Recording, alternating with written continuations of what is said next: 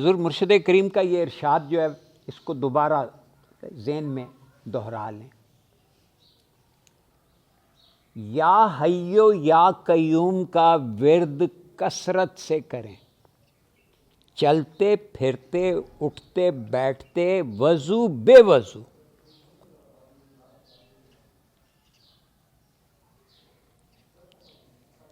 یا حیو یا قیوم کا مفہوم کیا ہے؟ پھر ورد کیسے کرنا ہے؟ ورد ہوتا کیا ہے؟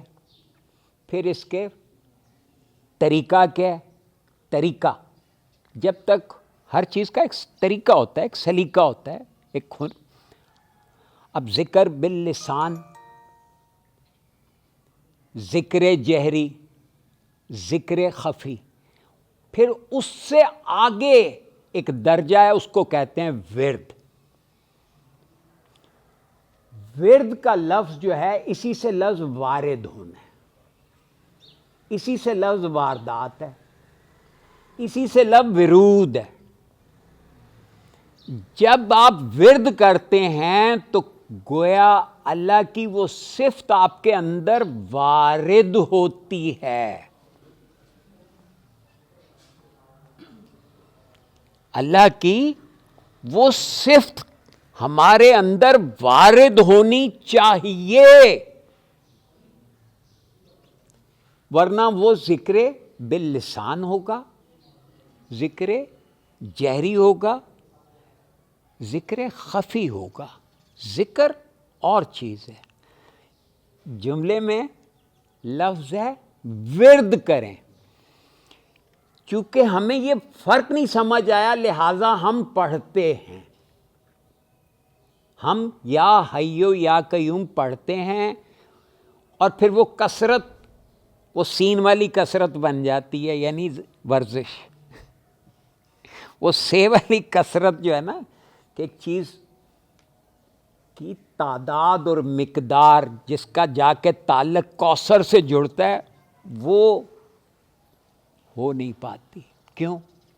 کیونکہ وہ جب ہم منہ سے یا حیو یا قیوم یا حیو یا قیوم یا حیو یا قیوم، تھوڑی دیر میں منہ تھک جاتا ہے. کتنی دیر کریں گے؟ 5 منٹ، 10 منٹ، 15 منٹ، اس کے بعد منہ تھک جائے گا. ہاں یا نہیں؟ غور کریں، فرق سمجھ آیا؟ اس جملے میں پہلا لفظ واضح ہو گیا کہ ورد کرنا ہے. ورد کیا ہے؟ کہ یا حیو یا قیوم کا مفہوم آپ کے اندر محسوس ہو. وارد ہونا یہ ہے. میں ایک مثال دیتا ہوں. میں ایک لفظ بولتا ہوں املی.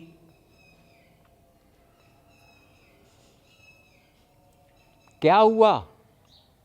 آپ کے ذہن میں الف میم لام یہ آیا؟ نہیں.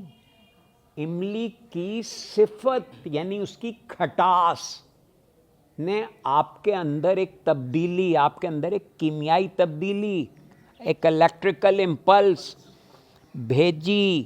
آپ کے احساسات میں تبدیلی ہوئی، آپ کے منہ میں پانی آ گیا. ہاں یا نہیں؟ دنیاوی معاملات میں ہم کتنے سیانے ہیں. غور کریں. تو ورد کا مطلب ہے کہ کسی بات کو سن کر جب آپ کے اندر اس کا احساس جاگے تو یہ ورد ہوا، کیونکہ وہ چیز وارد ہوئی. ورنہ ہم کسی کو یہ فرق پتہ ہی نہیں ہے، یا ہم نے کبھی جانچا نہیں کہ ورد میں، ذکر خفی میں، ذکر جہری میں، ذکر باللسان میں کیا فرق ہے اور ہم کر کیا رہے ہیں. اس میں یہ لکھا ہے نا کہ ایک تسبیح یا حیو یا قیوم پڑھیں، وہ پڑھنا اور ہے. یہ جو چلتے پھرتے اٹھتے بیٹھتے ورد کرنا ہے، یہ ہر وقت اس صفت حیات اور صفت قیام کو اپنے اندر وارد کرتے، وارد ہوتے محسوس کرنا ہے. یہاں تک بات کچھ سمجھ آ رہی ہے؟ میں کوئی زیادہ کیا کہتے ہیں اسکالاسٹک تو نہیں ہو گیا؟ اب آ جائیں یا حیو یا قیوم کا مطلب کیا ہے؟ یا حیو کا لفظ الحی القیوم سورہ بقرہ میں آیت الکرسی میں اللہ رب کریم ارشاد فرما رہے ہیں، اپنا تعارف فرما رہے ہیں کیا؟ اللہ لا الہ الا ہو الحی القیوم. کیا کہا؟ اللہ ہی تو ہے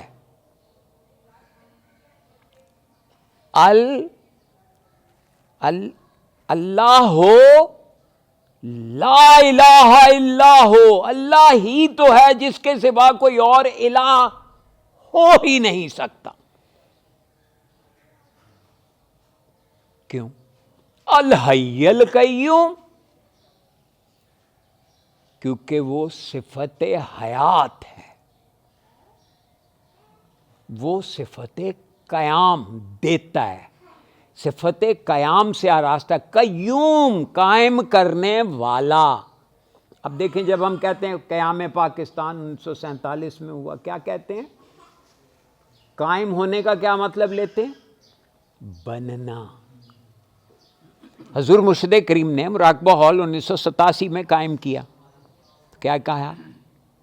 قائم ہونا کیا ہوا؟ کسی چیز کا بنانا اور چلانا. انگریزی میں کہیں گے اسٹیبلش کرنا. کیوں جی؟ کسی چیز کو اسٹیبلش کرنا، یہ ہے قیام. لفظ ہے قیوم. فرق کیا ہے؟ قیام دینے والا قیوم کہلائے گا. وضاحت ہو گئی؟ ورنہ ہمارے ہاں ترجمے میں کیا لکھا ہے؟ یا حیو یا قیوم، اے زندہ اے قائم. اے زندہ اے قائم نہیں. ابھی میں قیوم کو قائم کرنے والا. الحی، اب اس پہ آ جائیے. حی کا مطلب ہے صفت حیات. اللہ وہ ہے جو صفت حیات سے متصف ہے. اب صفت حیات کیا ہے؟ حیات کسے کہتے ہیں؟ زندگی کو. آپ اور میں سب زندہ ہیں یا مانتے ہیں کہ ہم زندہ ہیں، لیکن ہمیں زندگی کا شعور نہیں ہے.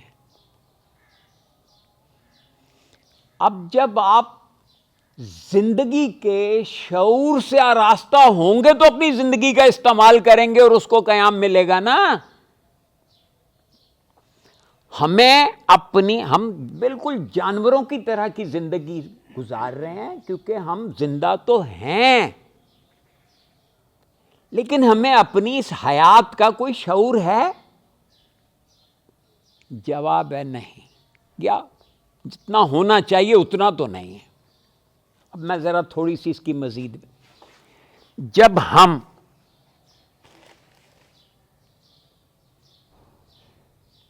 حیات کی بات کرتے ہیں تو حیات ہمارے جسم میں 12 نظام کام کر رہے ہیں. 12 کے 12 نظام حیات سے ریلیٹڈ ہیں. سرکولیٹری سسٹم ہو گیا، ریسپائریٹری سسٹم ہو گیا، ہاں یا نہیں؟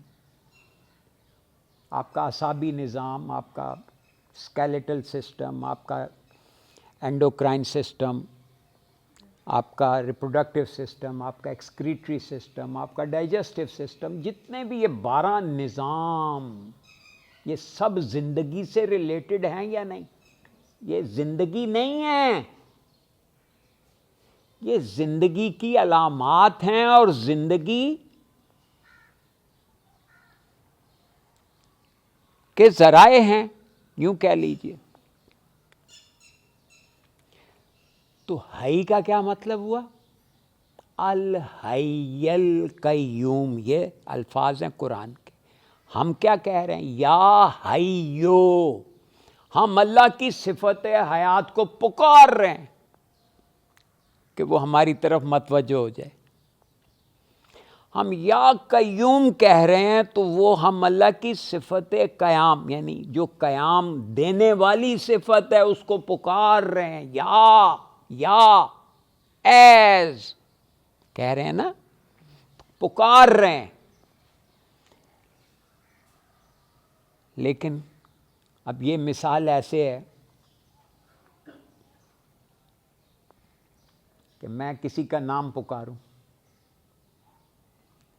اور اس کو آواز دوں کہ شعبان بھائی، اور خود ادھر دیکھ رہا ہوں.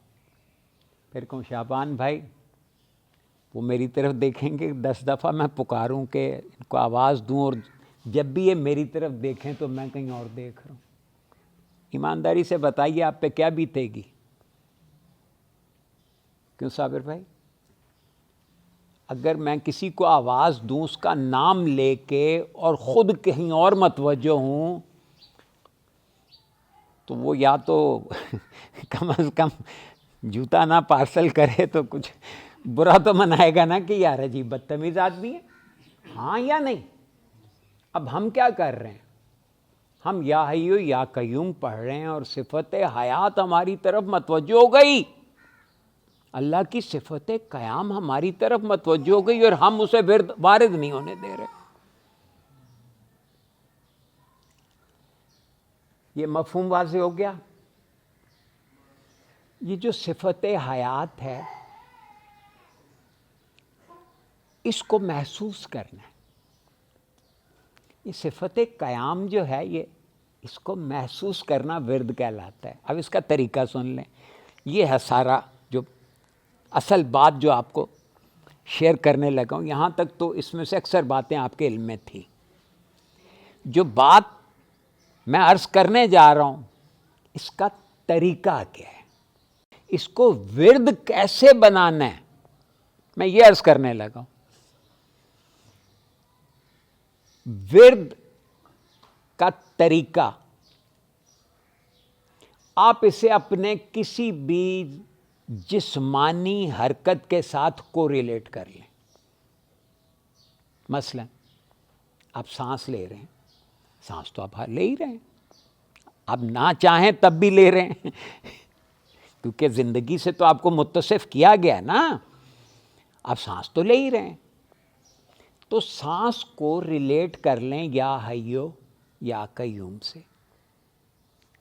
سانس اندر لیتے ہوئے یا حیو کہیں، سانس کو نکالتے ہوئے یا قیوم کہیں. سانس کو اندر لیتے ہوئے یا حیو، نکالتے ہوئے یا قیوم. اب اس کی ڈیوریشنز ڈیفرنٹ ہو سکتی ہیں. آپ کا دل کرتا ہے آپ ہلکے ہلکے لیں،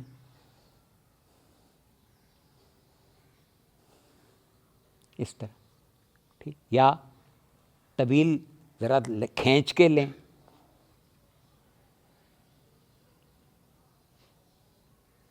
ایسے پورا سانس لیں، یا حیو کہتے کہتے محسوس کریں، یا قیوم کہتے نکال دیں. جب طویل کبھی دل کرتا ہے، یکسانیت سے بھی آدمی بیزار ہوتا ہے، اس کی ویریشن لے آئیں ردھم میں. اب لیٹے ہوئے میں آپ کو ایک راز کی بات بتاؤں، یہ حیات انسان کے اندر اس ناف کے ذریعے داخل ہوتی ہے. ماں کے پیٹ میں دیکھیں بچے میں کہاں سے زندگی داخل ہو رہی ہے؟ ناف سے. بچہ نہ سانس لیتا ہے،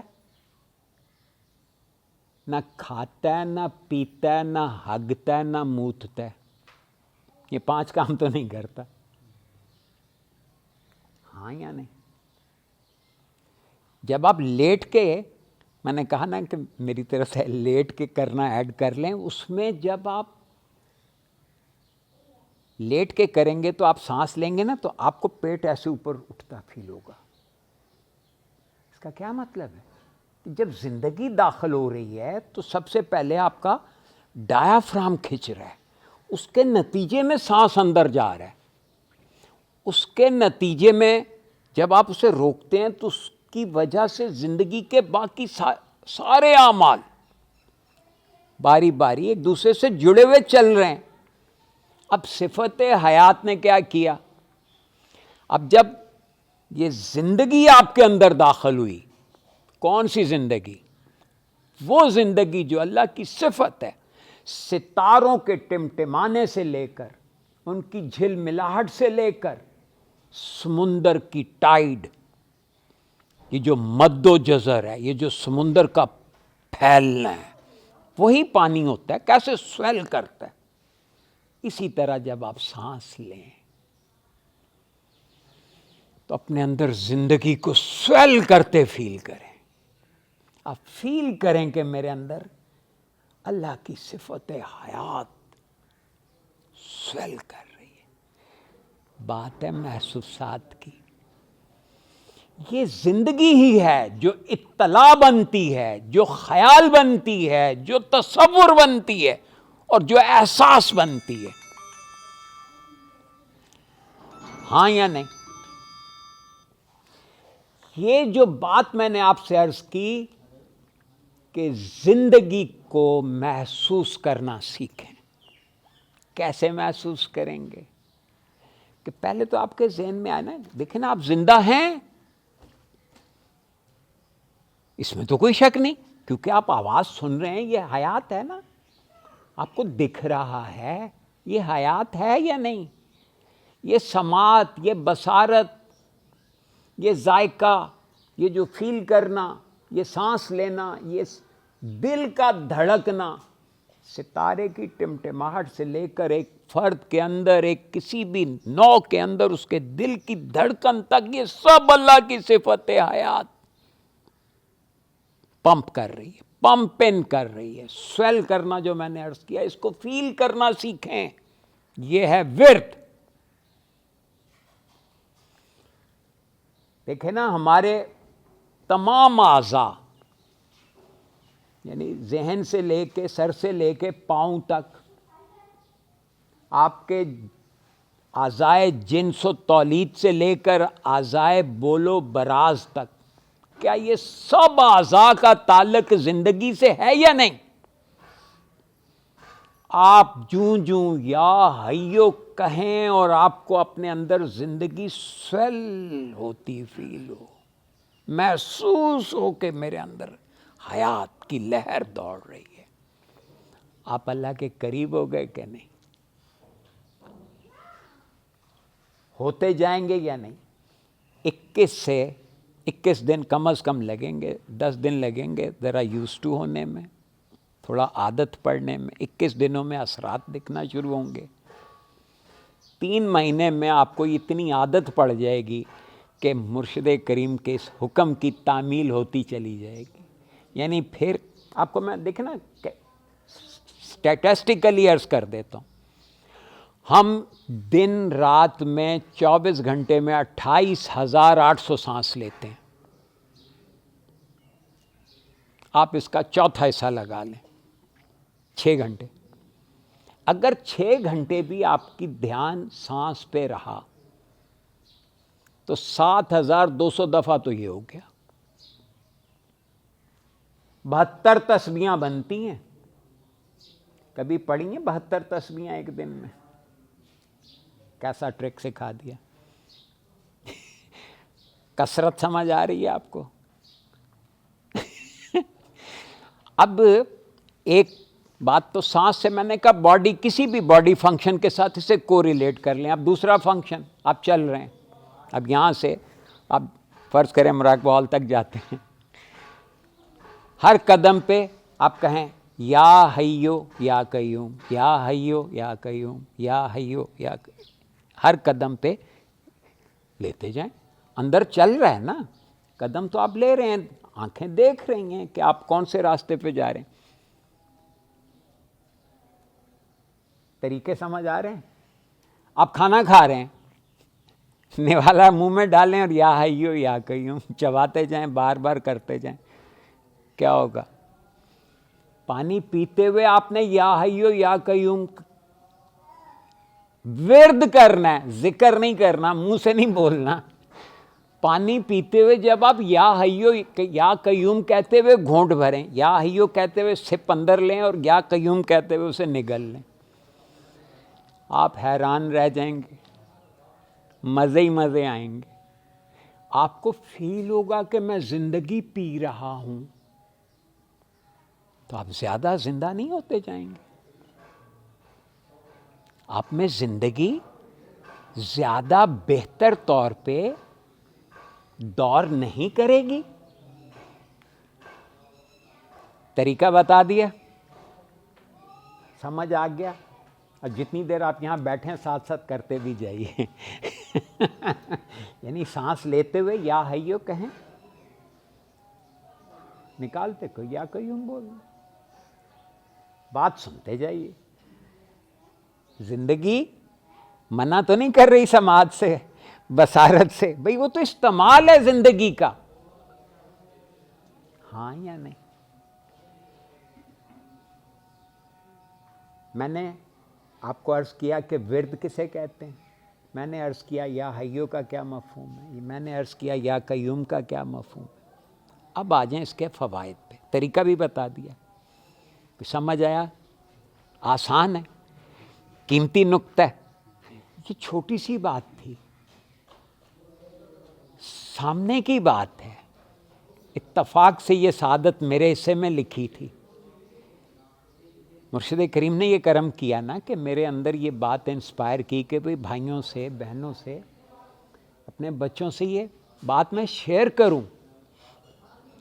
کیا کہ بھئی یہ جو میرا ارشاد ہے کہ یا حیو یا قیوم کا کثرت سے ورد کریں، چلتے پھرتے اٹھتے بیٹھتے، وضو بے وضو. اب یہ وضو بے وضو کی بھی شرح سن لیں. اب وضو کر کے کریں گے تو اس کا فائدہ زیادہ ہے، ورنہ اگر وضو ٹوٹ جائے تو آپ جاری رکھیں. اچھا، اب لیٹ کے جب کریں گے، آپ کروٹ کے بل لیٹے سونے کے لیے، آپ الٹی سیدھی باتیں سوچتے ہوئے سوتے ہیں. اس کے بجائے ذہن میں جو بھی خیال آیا اسے کہیں یار ذرا سائڈ پہ ہو، وقت یا حیو کہتے ہوئے اسے آپ اس پہ فوکس کریں. وہ لوگ جن کی نیندیں اڑی ہوئی ہیں، اگر یہ عمل کریں تو ان کی تعداد تو اور بھی کثیر ہو گئی. یعنی ان کے ورد کی مقدار اور بڑھ گئی یا نہیں بڑھ گئی. تو وہ جاگنا اللہ نے ان کے لیے ایک اچھا ہو گیا، اس کا اور فائدہ ہو گیا، بلیسنگ ان ڈسگائز ہو گیا. اب میں اس کے آپ کو فائدے ذرا چند ایک گنوا دوں. پہلا فائدہ، تعمیل ارشاد اور حکم کی تعمیل سے مستفیض ہوئے. آپ کو یہ سعادت ملی کہ آپ نے مرشد کریم کا کہا ہوا ایک حکم، اس پہ عمل کیا. یہی سب سے بڑا فائدہ ہے. دیکھیں نا، آپ کہتے ہیں جو کرنا ہے مرشد نے کرنا ہے. بھائی مرشد نے تو جو کرنا تھا کر دیا، آپ کو بتا دیا کہ بھئی کثرت سے اس کا ورد کرو تاکہ تم اپنی زندگی سے آشنا ہو سکو. اب یہ آشنائی کیوں ہو سکتی ہے، کیوں کروا رہے ہیں، وہ میں اگلے فائدے کے اگلی درجے پہ عرض کرتا ہوں. تعمیل ارشاد اور تعمیل حکم کی سعادت، کیا یہ کچھ چھوٹا فائدہ ہے؟ کیوں جی؟ دوسرا فائدہ، آپ کی پریشانیاں ختم ہو جائیں گی، کیونکہ دھیان پریشانی پہ جائے گا. آپ یا حیو کہیں گے کہ زندگی دینے والا یا زندگی والا، یا قیوم اسے قائم رکھنے والا، تو ظاہر ہے آپ فیل کریں گے کہ میں تو اس سے متصل ہوں. پریشانی ڈم ہو جائے گی. تیسرا فائدہ، آپ جب ذہن یا حیو یا قیوم کی کیا کہتے ہیں فریکوینسی پہ آ جائے گا تو وسائل کی گرفت سے آزاد ہونا شروع ہو جائیں گے آپ. یہ مرشد کریم نے کئی دفعہ بتایا کہ یا حیو یا قیوم پڑھنے والا بندہ وسائل کی گرفت سے آزاد ہو جاتا ہے، وسائل اس کے محکوم ہو جاتے ہیں، وسائل محکوم ہو جاتے ہیں، اور ہم اور آپ سارا دن وسائل کے چکر میں پڑے ہوتے ہیں۔ یہ اتنا بڑا راز ہے کہ بندہ وسائل کی گرفت سے آزاد ہو جاتا ہے، بلکہ اس پہ حاکم ہوتا چلا جاتا ہے، وہ اگلے درجے پہ، اگلے فائدے میں۔ اس سے بھی بڑا فائدہ کیا ہے؟ اللہ رب کریم کا ارشاد ہے، انی جاعل فی الارض خلیفہ، قال للملائکۃ، اس نے اپنے فرشتوں سے کہا میں انسان کو، نہیں انسان کا لفظ ہے ہی، میں زمین پہ اپنا نائب بنانے والا ہوں۔ ہم نے ترجمہ کیا زمین پہ، انی جاعل فی الارض خلیفہ، کیا لفظ ہے؟ فی، اصل میں ارض کہتے ہیں اسکرین کو، یہ باڈی جو ہے یہ اسکرین ہے۔ اللہ رب کریم کیا ارشاد فرما رہے ہیں کہ میں ایک اسکرین بناؤں گا اور اس میں اپنا ریپریزنٹیٹو رکھوں گا جو میری صفات کو ریپریزنٹ کرے گا۔ انی جاعل فی الارض خلیفہ، فی الارض خلیفہ، آپ جو اس جسم کے اندر ہیں، آپ ایک ذات ہیں، یہ ذات اللہ کی صفات کا عکس ہے، تو اس کی ریپریزنٹیشن ہوئی یا نہیں؟ اگر آپ اس صفات کو اپنی اس سے استعمال کرتے ہیں، اپنی اچھا سے، اپنی مرضی سے، تو آپ فرعون بنتے ہیں، اور اگر آپ ان صفات کو اس طرح استعمال کرتے ہیں جس طرح وہ بنانے والا چاہتا ہے، آپ اس کو ریپریزنٹ کرتے ہیں، تو آپ کا کردار موسیٰ کا ہو گیا۔ کیا فرق تھا فرعون اور موسیٰ میں؟ فرعون کہتا تھا میری مانو، انی ربکم الاعلی، کس نے کہا؟ اور موسیٰ نے کیا کہا کہ میں اللہ کا بھیجا ہوا ہوں، تو اس کی مان۔ اس نے بھی یہ کہا کہ میں اللہ کو ریپریزنٹ کر رہا ہوں، میں اس کو بھیجا ہوا ہوں، تو اس کی مان، ہاں یا نہیں؟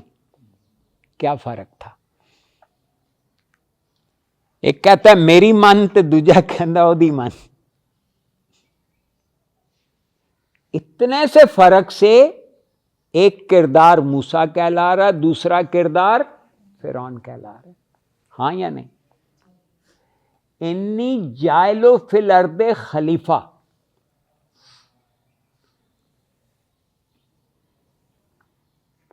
آپ فرض کریں مجھے اپنا خلیفہ، اپنا نائب، اپنا سیکنڈ ان کمانڈ بنانا چاہتے ہو، اور میں آگے سے کہوں چل اپنا کام کر، تو آپ بنائیں گے مجھے؟ پہلی شرط کیا خلیفہ کی؟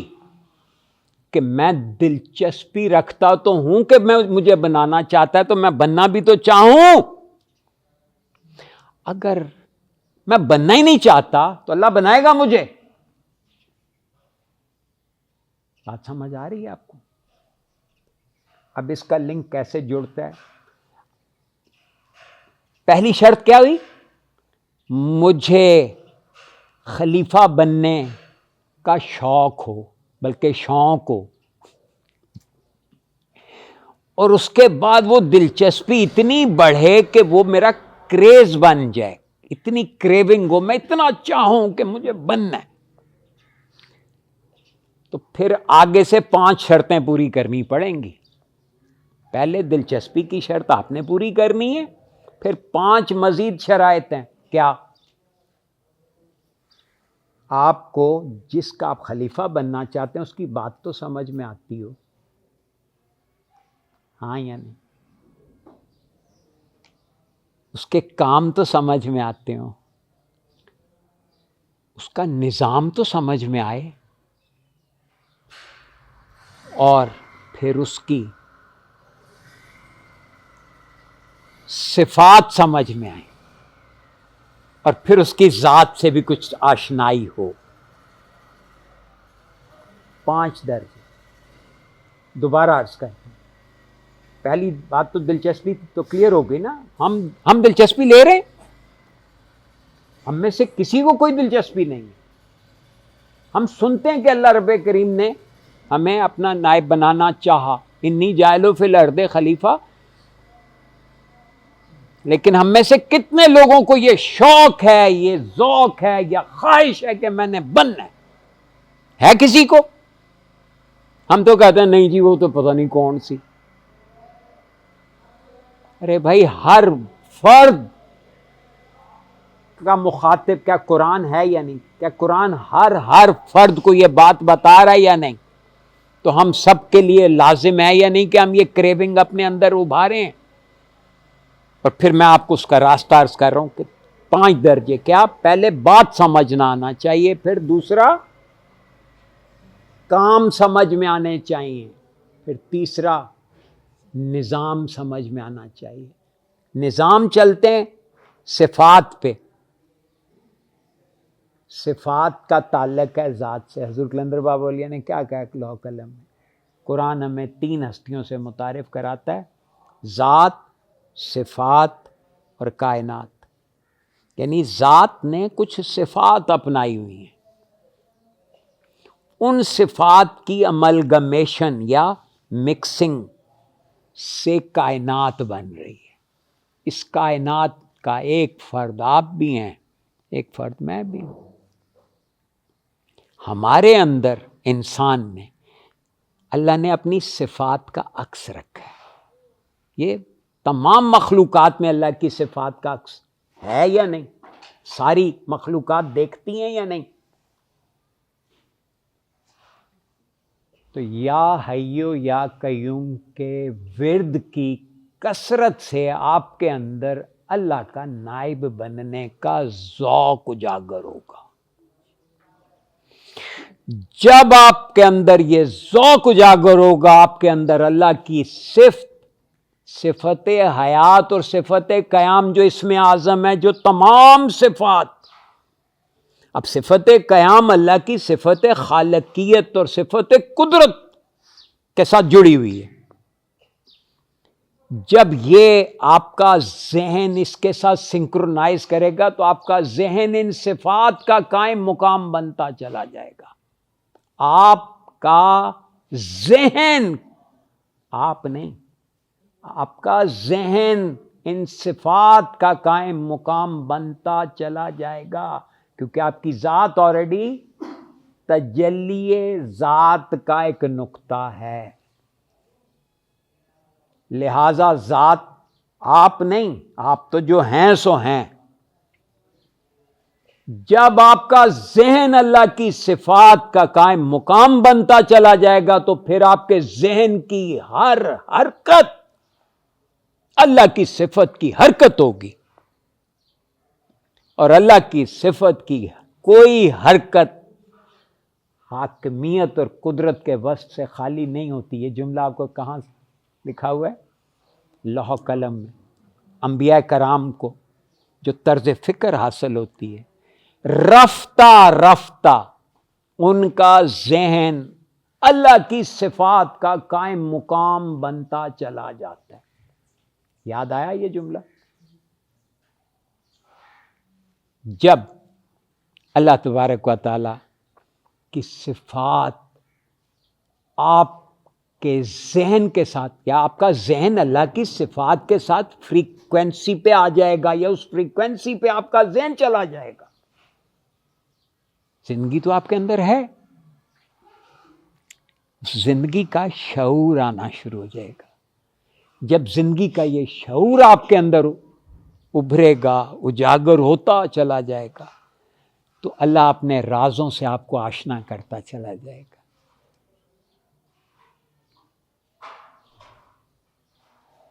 اتنے فائدے کافی ہیں؟ نہیں، ایک اور سن لیں. اپنے لوح قلم میں ایک جملہ، ایک شعر مولانا رومی کا حضور کلندر بابا اولیاء نے کوٹ کیا: یار میں آیت، یار میں آیت و دم بدم میں آیت. یار آتا ہے، اور ہر سانس کے ساتھ آتا ہے. آپ نے اس کو ایک شاعرانہ بات سمجھا. آپ امیجن کریں اگر آپ نے یہ تجربہ کیا تو آپ کو یہ کیفیت محسوس ہوگی کہ ہر سانس لیتے ہوئے آپ کو یار آتا ہوا محسوس ہوگا. یار میں آیت، یہ جس کیفیت میں مولانا روم نے کہا، دیکھیں یہ بڑوں نے سارے ہی راز بتائے ہوئے ہیں. ہماری جہالت اس درجے پہ پہنچی ہوئی ہے کہ ہم بات پڑھتے ہیں. دیکھیں نا مرشد کریم کا یہ ارشاد سب نے پڑھا ہے، یا حیو یا قیوم کا کثرت سے ورد کریں، اور نیچے لکھا ہے کہ ایک تسبیح یا حیو یا قیوم پڑھیں. کسی نے غور ہی نہیں کیا کہ یہاں پڑھے ہیں وہاں اوپر ورد ہے. یہ چکر کیا ہے؟ جب آپ اس کا ورد کرنا سیکھیں گے تو میں نے آپ کو اس کی عرض کر دیا کہ اس کا مفہوم، اس کے طریقے اور اس کے فوائد. جب آپ ذرا غور کریں کہ جب آپ اللہ کے قریب ہوں گے تو کیا ہوں گے؟ آپ خوش ہوں گے. جب آپ خوش ہوں گے تو آپ کہاں ہوں گے؟ اللہ کے قریب. آپ اسے پریکٹس کر کے دیکھیے گا، آپ یقین کریں. آپ کو میں نے کہا کہ روحانی ترقی کی جو گیج ہوتی ہے نا وہ خود آپ کے ہاتھ میں ہے. آپ اپنے آپ کو اتنا سا چیک کریں کہ آپ کی دلچسپی اس اسم میں بڑھ رہی ہے. دیکھیں نا زندگی کے ہر لمحہ نئے رنگ ہیں. میں لیٹا ہوا یہ جب سانس لے رہا ہوں تو کیا مجھے کوئل کی آواز آ رہی ہے، فاختہ کی آواز آ رہی ہے، چڑیوں کی آواز آ رہی ہے؟ تو یہ ساری باتیں جو ہیں یہ کیا ہیں؟ زندگی نہیں ہے. یہ کوئل جب کو کر رہی ہے تو وہ آخر اس کے بھی تو پھیپھڑے ہل رہے ہیں نا. اللہ کی صفت حیات کیا کر رہی ہے؟ سویل کر رہی ہے. اور وہ صرف آپ کے اندر تو نہیں ہو رہی، اللہ کی مخلوق ساری کے اندر ہو رہی ہے. اس کی حیات اور آپ کی حیات کا کوئی تعلق ہے یا نہیں؟ تعلق یہ کہ دونوں کا سورس ایک ہی ہے. دونوں الحی القیوم سے جڑے ہوئے ہیں. بالکل جیسے آپ کا یہ ہاتھ اور آپ کا یہ ہاتھ، ان دونوں کا آپس میں ایک تعلق ہے، چاہے یہ علیحدہ ہے.